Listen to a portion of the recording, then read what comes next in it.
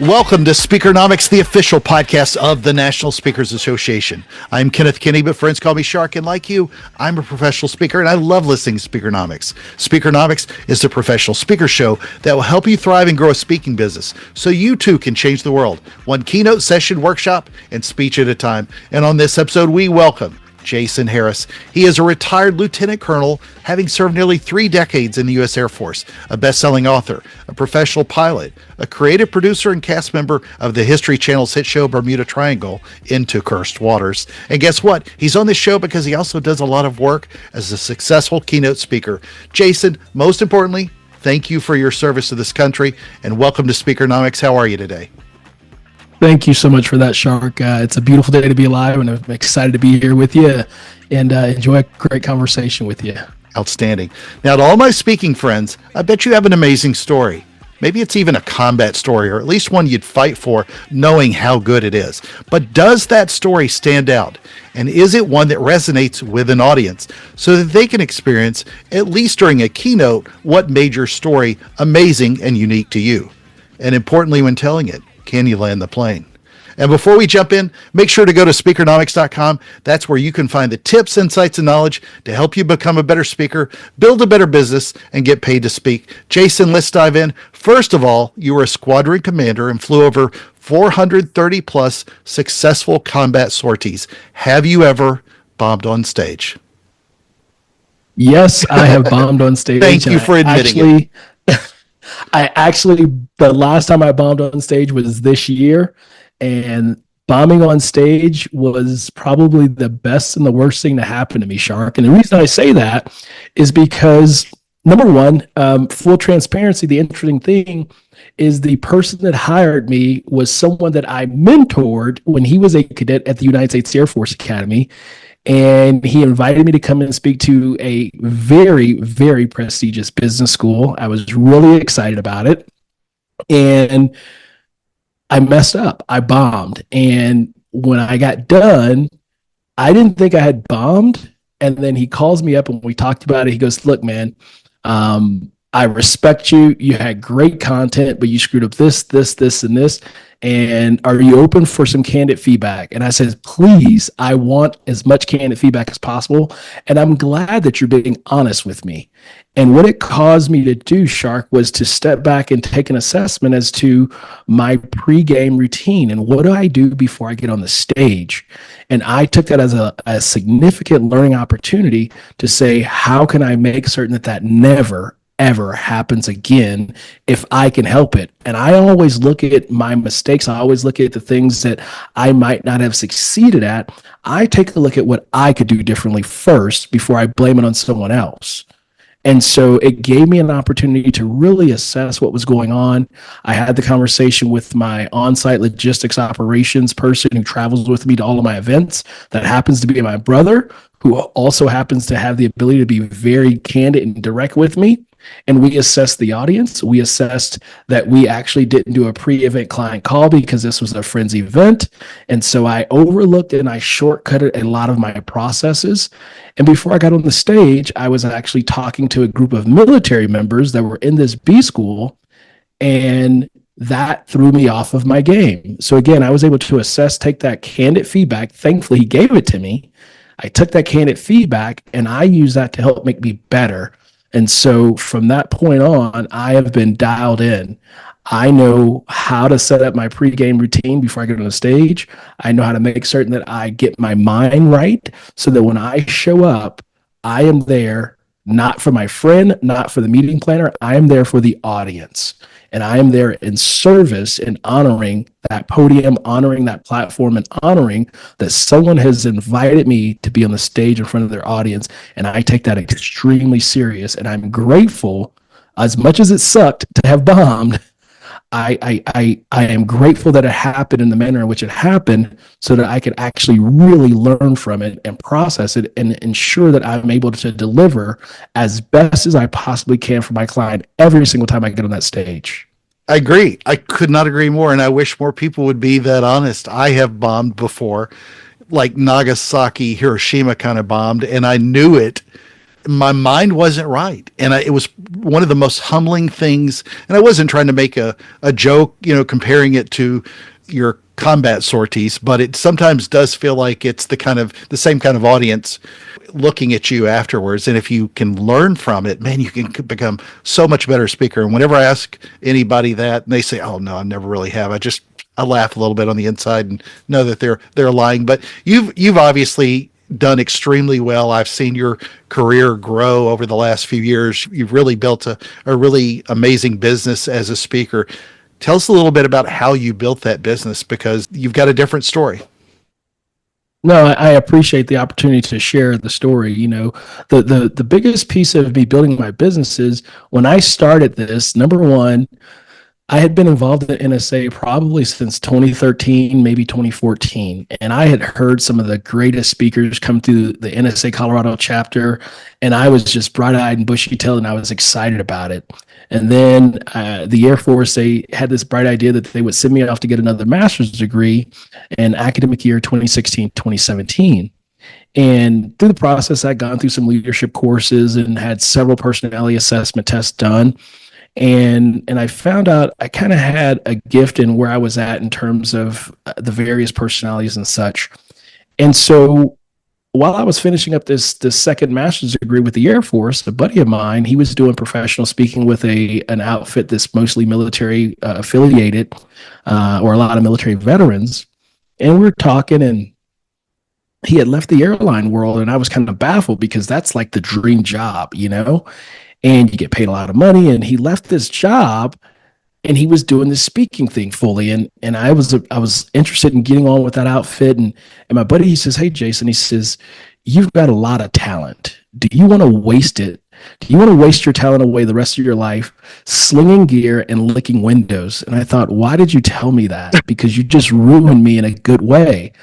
And so it just reignited this fire in my bosom to say, you know what, I actually need to pursue my passion. I need to pursue my purpose. And so when I got back from that academic year, I came back and told my wife, to her horror and dismay, I'm signing up for NSA Colorado Speakers Academy, and I'm going to do this speaker thing. And she was kind of like, we had our daughter was fairly young still, and she wasn't the happiest with me. And so I went through the Speakers Academy. And in 2018, I hung my shingle as a speaker. And in 2018, I did 2 events. And in those events, I made 500 pineapples between those 2 events. One was free 99, and the other one, they paid me 500 pineapples. But there were other things that I did. And by the way, the other piece that I think is important for people to know is that while I was building my business, Shark, I was still serving in the military as a full-time reservist. 2017, I actually supported all the hurricanes that happened. I was doing some things in the military in that regard. I was still an airline pilot, and so I would balance time between the airlines and the military. I had my family, my wife and my daughter, and I was trying to build the speaker business. And then I stumbled upon doing some TV work that you kind of alluded to in the intro. And so I had all of these things happening at one time. And I'm juggling all these different things, but I continue to build that business. And when I built my business, my wife, to her significant credit, and to one of my friends and mentors, the amazing Ruby Newell Legner, they gave me some advice, and my wife agreed. And I made a critical decision, and that was to utilize Chris West for recording my demo reel, doing my website, and doing my branding. He doesn't do all those three things anymore, but that investment, it was a sizable investment, but that investment, just going with him and positioning things in the way I did that first time, was absolutely critical to the success of my business as far as my me reviewing how I got to this point. And so I began to build that business in that regard. And what I realized was I could leverage video to help me build out my business. And so Chris West taught me how to take and use a microphone, and how to use my iPhone, and how to capture testimonials at events, and how to set the framing up, and how to capture myself and set the stage and set the scene, and all these pieces of the puzzle. And then I found a great editor, and I was creating videos, and it was showing social proof that I was actually able to do what I said I could do. And so by consistently doing that over time, that was helping me to build my business. And as I started learning more and more about the industry, I went to Influence and was very heavily involved in NSA, very heavily involved with learning the business and understanding what it took. I learned about speaker bureaus. I learned about speaker agents. I learned about, how do you pursue clients in the direct market? And I was learning all these things. And because I was looking at balancing an airline career, I had to finish my military career, but I wanted to build my speaking business.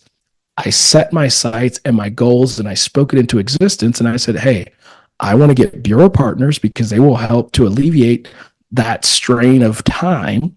And I also knew that I wanted to secure a speaker agent, but I knew that that was a very, very high bar to achieve when you looked at the top speaker agents and you look at who was on their roster. But I said, I'm not going to stop. I'm going to keep pursuing that. And if I just keep doing these things and making these investments and producing high quality content, delivering on stage, constantly figuring out how do I become better on the stage, then all of those things combined would multiply over time to lead me to where I am today. And so that's just kind of a quick snapshot as to a bit about how I built my business over the last 6 years. Gotcha. We have so many amazing former military personnel who are now acclaimed speakers like Mary Kelly and Carrie Lorenz, Elizabeth McCormick, Waldo Wallman. We were talking about yesterday. You and I were speaking about some others that I'd even seen speak that you hadn't seen that were out there keeping busy and working. But even in that niche, just as other speakers often in business terms find themselves in a category, how do you differentiate yourself from that competition in this space to set yourself apart and become the Jason Harris that meeting planners and bureaus want to book all the time? That's an excellent question, Shark. And the reason I say it's an excellent question is because what I've seen a lot lately is that there are a lot of people that, one, they don't have the differentiating factor as you're talking about. And two, and probably one before the two, is they don't have great positioning. They don't have a good understanding as to what meeting planners want and what people are willing to part with their hard-earned dollars for. And so for me, the thing that I've leveraged to differentiate me is not only my story as far as my background, but the uniqueness in terms of how I tell my stories and how I deliver them on the stage, right? I realized that there were people in the military space that they were leaning wholly on their military experience and their military career, but they were really just telling a bunch of military stories versus actually telling stories that were applicable and usable immediately by the audience. And so as I began to dial into that and focus on what the audience needed, what the meeting planners were expecting, what they wanted, that helped me to begin to shape the stories and help to shape the messaging so that it did allow me to differentiate myself. And so when I talk about trust, when I talk about leadership, while I leverage a lot of stories from the military, stories from flying, stories from being an airline pilot, I make certain that the information that they're looking for is very relatable and very applicable to them and their space and how they're operating right now. And so that was a big piece of how I was able to differentiate myself in terms of the messaging. And over time, I just continue to keep looking at, hey, what is the theme of what I'm talking about? And how does it apply? Continue to look at, major publications, Harvard Business Review, and other publications that would help me to understand what businesses need, what they're struggling with, and what their challenges are. And so instead of me leaning just solely on the military background, I leaned on what the information is that I'm actually good at and what I have experience in. And I just tied that to the military piece. And I think that's a big piece of how I've been able to differentiate myself. And then also the branding. The branding and the positioning is critical. I could have came out and leaned heavily and say, always wearing my military flight suit or my military uniforms. But I made a conscious decision early on that I would actually come out and dress in business dress. Why? Because I wanted people to see in my brand and my positioning that I'm positioning myself as a person who understands business, not just military. And that was a piece of my differentiating that I did very early on. And does your Air Force uniform still fit? It actually does still fit, and Good it for can you. fit pretty well. So all my uniforms still fit, and that's part of why I work out, Shark. So Yeah, I can eat good for donuts you. and still Yeah. make sure my uniforms fit. None of my clothes from that era fit at all. So one thing I'm also very curious about is how do you go about then? Let's dive a little bit deeper into that, making your story something an audience can relate to for themselves. Because as a pilot who is a speaker, when you're talking about all of your military missions, you still have to put the audience member behind the cockpit to some sort of degree and make it about them and not necessarily you. It's the same thing that a lot of us have to do. Whenever I tell a story about diving with sharks, I got to put them in a place where they're a few meters down into the water. And that's not always easy, especially Yeah, with what you've gone through. the funny thing is that when I first started telling my story, my signature story, it's still pretty much the same signature story. And when I first started telling that signature story, I told it, and the number one thing people would come up and ask me after I would tell the story was, well, what happened next? And I realized that the story is something that we do all the time, but it wasn't actually a story that really happened in that capacity.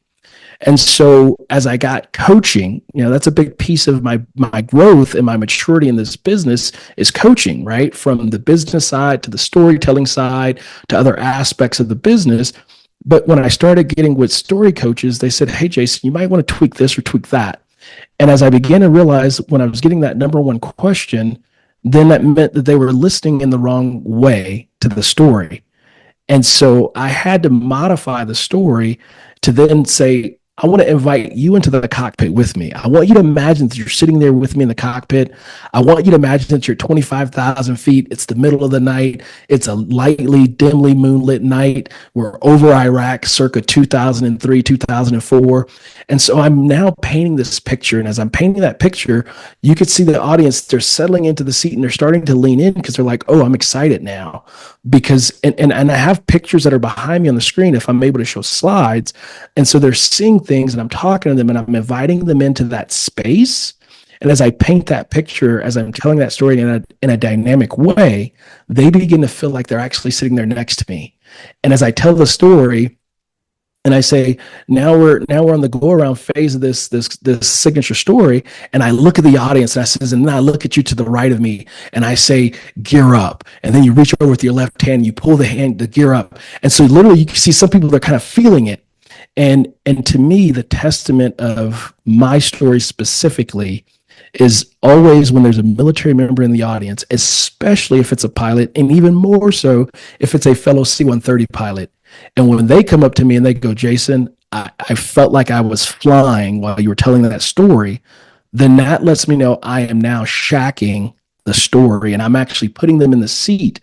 And so I think a big piece of this business, at least for me and my success, has been learning how to tell a story, learning how to be dynamic with it, and also constantly learning how to make the audience feel like they're in that moment with me. And I'm actually just having a conversation with them as though we are at the golf course, as though we're, just coming off of a great dive, as opposed to listening to some guy on the stage, some sage on the stage talk at you. And that has been a big piece of what has helped me to allow people to feel like they're actually in the seat with me and like they feel as though they're at the controls the way I'm describing every element of that environment. Well, you often also cite that trust can make or break a mission, and it's just as important for a speaker to help the audience get to trust you. How do you go about instilling that trust so that people accept your combat stories as true and real and not any kind of, stolen valor, if you will? For me, a lot of times what I do, Shark, is that was not a political statement. That's a phrase that I've heard way too much in the news, way too often right now. So no political intent taken whatsoever. I appreciate you clarifying, but none taken. And so when it comes to how I manage events and how I manage with clients, a lot of times what I will do is if I'm able to get there the night before or the afternoon ahead of time, and I can go to their event, they'll normally have like meet and greet events. I'll go and meet a few people. And then if there's like a breakfast before the event, I'll go and do that. And that helps me to understand them more, but it also allows me to do a little bit of more field research. It allows me to get to know a few names. And so when I get on that stage, to your point, I'm looking to figure out how do I build trust as quickly as possible. And so now what I do, which is a bit different than what I used to do, is I start off with a story that really gets them interested. But it also has this way of being slightly self-deprecating while telling them something that I did in college. And so, but it's still dialed into the idea of trust. So now they're into the story. And then if I have the ability to relate it to them, I will. And then as I'm in the conversation as part of the keynote, I will actually use names of people that I've met, and I will leverage parts and pieces of their story. And then the other piece of it is mentally, I've already gotten the mindset, it's just part of my nature, is I'm a humble person, right? And so while I don't downplay, and it was a coach who taught me this, don't downplay your expertise, don't downplay your success, and don't downplay all the accolades you have, but you have to still make them feel as though you're human. You have to make them feel as though you're willing to sit in a chair next to them and be eye to eye. And quite honestly, half of that battle is won when they see me sitting at the breakfast table talking to people, when they see me walking around having a conversation with various people before the event or the night before, and they're like, oh, wait, and they freak out. They're like, wait a minute, you're the guest speaker. I am. And they're like, but you're not, we're not used to that. And I realize that's another piece that helps to differentiate me in this space, because I'm just like them. I'm willing to have that conversation with them. I'm willing to engage them in a conversation, and I'm willing to share anything that they're, stories about what I've done, and have conversations and just be like a normal human with them. I was a speaker at a conference not that long ago, and I sat in the audience in the first half of the day, went and had lunch, and people were asking me, who are you with, or, where are you located? And I told them that I was a speaker coming up right after lunch, and it kind of blew their mind because they thought I was one of them sitting in the audience. But then we got to talk, and I cited names and examples from the stage right after, and it breaks down a lot of barriers and helps to instill a lot of trust between both sides. I think sometimes too often people think of it as a one-sided approach, as opposed to looking at how much they trust you and how much you trust them in those conversations. Now for a little speaking trivia. What is the medical term for the fear of speaking in public called? Back with the answer in just a moment. Before we jump back to the show, here's a moment with NSA member, speaker and consultant Trevor Blondeel. Trevor, what does being part of the National Speakers Association mean to you and your speaking business? Well, I thought I was a speaker until I got to know the National Speakers Association. And I still remember walking down to another executive coach and just saying, hey, I know you speak often and you're getting paid to speak on a regular basis. Like, how do you do that? And the answer was join the Pro Speaker Academy with a local chapter with the National Speakers Association in Kentucky. And my biggest revelation was the difference between a public speaker and a professional speaker, and the community that's built here in the National Speakers Association of that significant difference. Because having the confidence to speak internally at your own company versus getting on stage in front of hundreds of people and captivating people for an hour, that is a profession, that is a skill. And the community that I've been able to build locally, and then meeting you, Shark, at my first ever national event at Thrive, it's changed my life. And look at you now. Now you're manufacturing greatness. Yes, we are. And, the friendships that, just the conversations you and I have had, and other people that I've been able to meet through the National Speakers Association. And one thing that you taught me as well, and that I think it's good for everyone to know in the National Speakers Association, is that we all bring value. Like, we all bring different types of value, of professionalism, and then we share that with each other, and we have that abundance mindset, and then together we're just stronger as a group. and I've appreciated that I do have value to add to others, and others certainly have a lot of value to add to myself on that whole business of professional speaking. And here's the answer. The medical term for the fear of speaking in public is called glossophobia. And now, back to the show. Jason, a question I want to ask you from a previous guest is, how often do you stay in touch with your past clients, and how do you go about doing that? A critical piece of this is because there's always more business from our past clients if we stay engaged with them. The answer to that question is not enough. And, one of the things that for me, throughout the success of my business is I do a lot of bureau business. And so that creates a challenge at times in terms of staying in touch with people. But at the same time, I do have the ability to stay in touch with people. And there are those clients that are the direct clients that I don't connect with enough. I've leveraged my newsletters along the way. But I think another big piece that I've used in my business, as I talked about the video, I use social media. And so I use LinkedIn. And so oftentimes what I will do is before the event, I will connect with the meeting planners. I'll connect with certain people that are within that organization, and I'll do some research. During the event, as I'm meeting people, I'm connecting with them. And then after the event, some of them will connect with me. And then sometimes when they reach out for my lead magnet, I've got their emails, their contact information, and I will connect with them on LinkedIn. And so they're seeing my constant social media posts. Some of them will send me notes.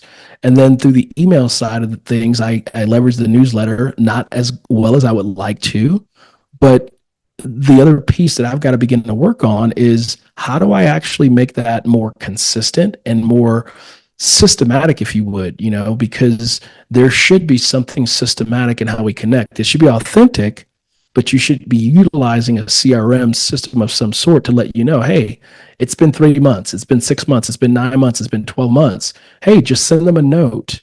When COVID happened, what I found amazing is I got very busy, but one of the things I did to try to sustain my business, and not so much as to make money, but to just stay connected, is I just sent emails to all of my past clients. And literally I just said, how can I help? And it was fascinating, Shark, how many people responded to me and just saying, thank you, far too kind. And occasionally I will send notes to clients, past meeting attendees, and they will say, oh my God, I am so glad you reached out. I was thinking about you. Hey, by the way, your timing is perfect. We have an event coming up. And so I would encourage people to find that way to authentically stay plugged in and connected. Networking can be a bad 4-letter word for a lot of people because it seems scary. But sometimes it's just as simple as either picking up the phone, leaving a voicemail. Sometimes I'll actually fire up the video like I've got on now, and I'll shoot a video message to them. Sometimes I'll just do it from my phone. Sometimes if I get a notification for a past client or an attendee and I know based on my memory or something jogs it, then I'll just shoot them either a LinkedIn voice memo on my phone. Sometimes I'll do an actual video. And those are various ways that I've leveraged to stay plugged in. But even in doing that, I will still say that I don't do it enough, and I don't do it as often as I should, as a regular part of my business practice on a day-to-day, week-to-week, month-to-month basis. But at least you're making it about them. You're not asking them for anything. And that's what I love, because way too often, too many people they hide an ask in there somewhere. I know you're in a rough place, but can we do a virtual event? No, you can't. Just make it about them. This is why I love to freak people out and just call them and ask, how you doing? Because they sometimes people think because they're conditioned to believe that so many others are asking for something in return. And sometimes it's just about them. And again, that to your point, that is a differentiator. Mm-hmm. The fact that you picked up the phone, the fact that you sent them a voice memo on LinkedIn, not a lot of people are doing that. The fact that you sent them a note on LinkedIn to say, hey, congrats. While they might not read it right now, when they do read it, it might be the right time. But again, it's about them being on the stage and off the stage and doing this business. It's not about us. A lot of times we get it confused. It's about how do we take care of people. We're in the service industry. We're in the business of serving. And if you look at it from that point of view, when I tell you that I'm here to help, and I really mean that, and I offer something. There are times where I've done a virtual event for a client, and I says, I realize the timing is up, but I tell you what, I'll do you a favor. If you send me 10 questions that are in the chat, send those to me by email, and I will answer every single one of those 10 questions via a video. And the client goes, "Oh my God, are you serious?" I'm like, "Yes." Well, because I'm serving them, but in the process, like, to me, in the process of doing that, there's nothing wrong with it also being a selfish maneuver. And here's what I mean by that.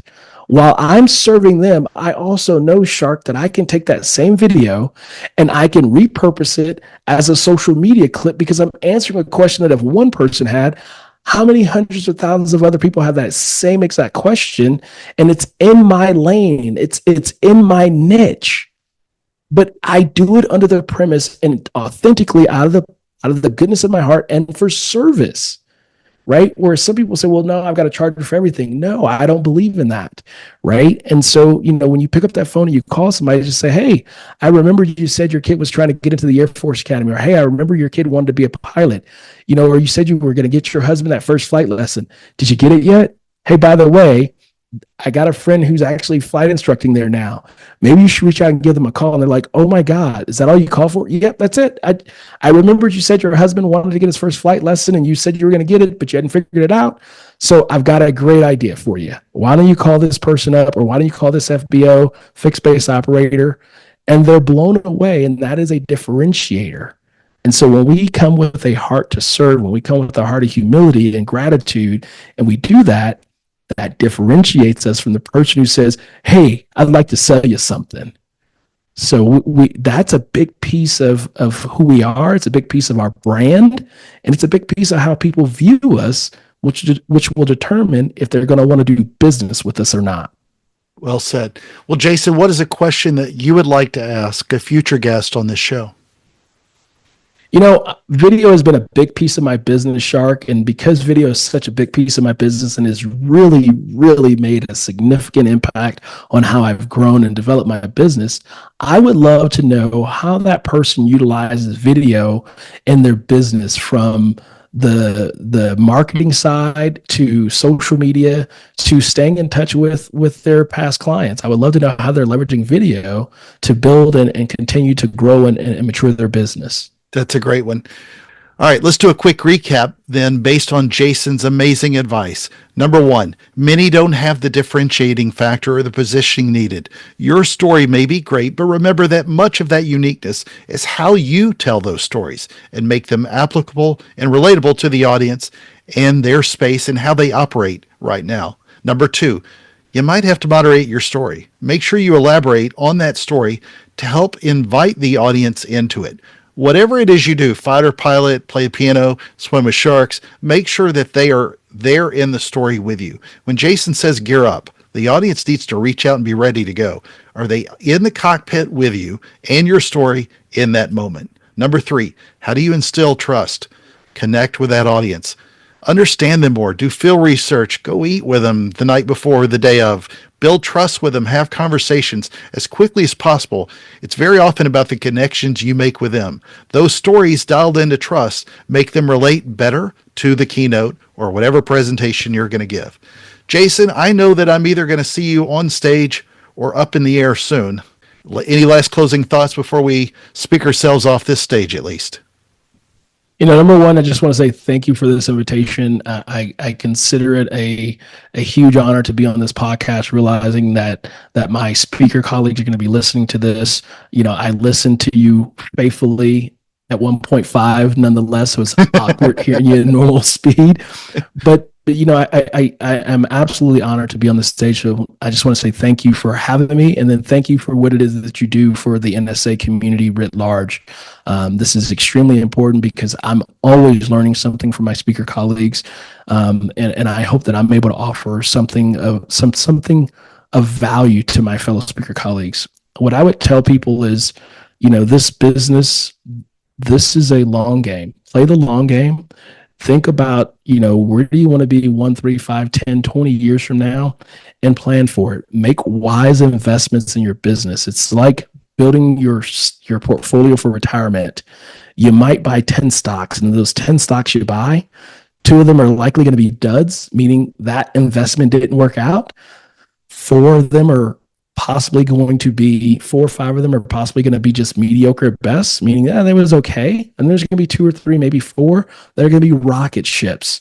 The same goes in your business. Make wise choices, wise investments, and realize that it's about the investments of your time. It's about the investments of your resources. And it's also, and probably more importantly, it's about the hard work that you put into this business. There is no silver bullet. There is no magic blue pill.